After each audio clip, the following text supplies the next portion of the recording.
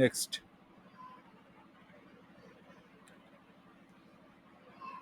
আমরা এমন ধরনের কিছু অ্যাডজেক্টিভ দেখব যে অ্যাডজেক্টিভ দ্বারা কি ব্যবহার হবে, to show the connection between people or things.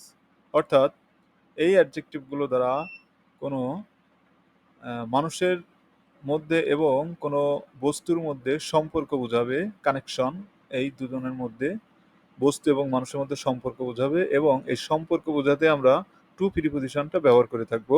যেমন he is engage to his high school sweetheart. Engage to মানে বাগদান হওয়া, সে তার স্কুলের ভালোবাসার মানুষের সঙ্গে বাগদান করেছে। I am dedicated to my work, আমি আমার কাজে সম্পূর্ণ মনোযোগী। I am allergic to shellfish, শামুক জাতীয় খাবারে আমার অ্যালার্জি আছে।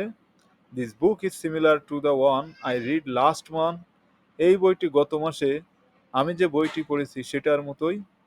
অর্থাৎ সিমিলার টু মানে একই রকম, অ্যালার্জিক টু কোনো কিছুর প্রতি অ্যালার্জি থাকা, ডেডিকেটেড টু উৎসর্গ করা, ইনগেজ টু, এখানে এই ইনগেজ টু অর্থাৎ বাগদান করা।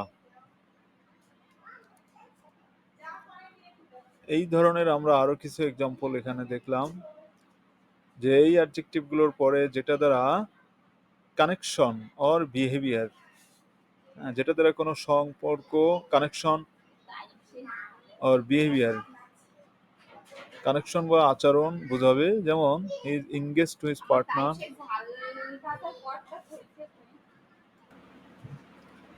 হি is engage to his partner, she is married to a musician, I am dedicated to my work, they are allergic to peanuts, this item is similar to that one, is kind to animals, she was she was rude to the waiter, they are helpful to their colleagues, is friendly to everyone, she is grateful to her parents।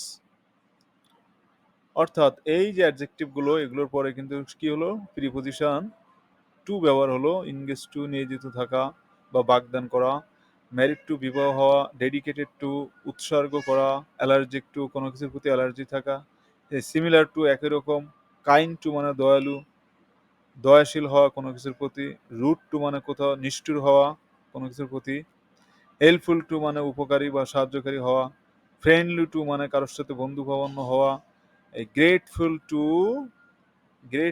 To her parents, এই grateful to মানে কৃতজ্ঞ থাকা।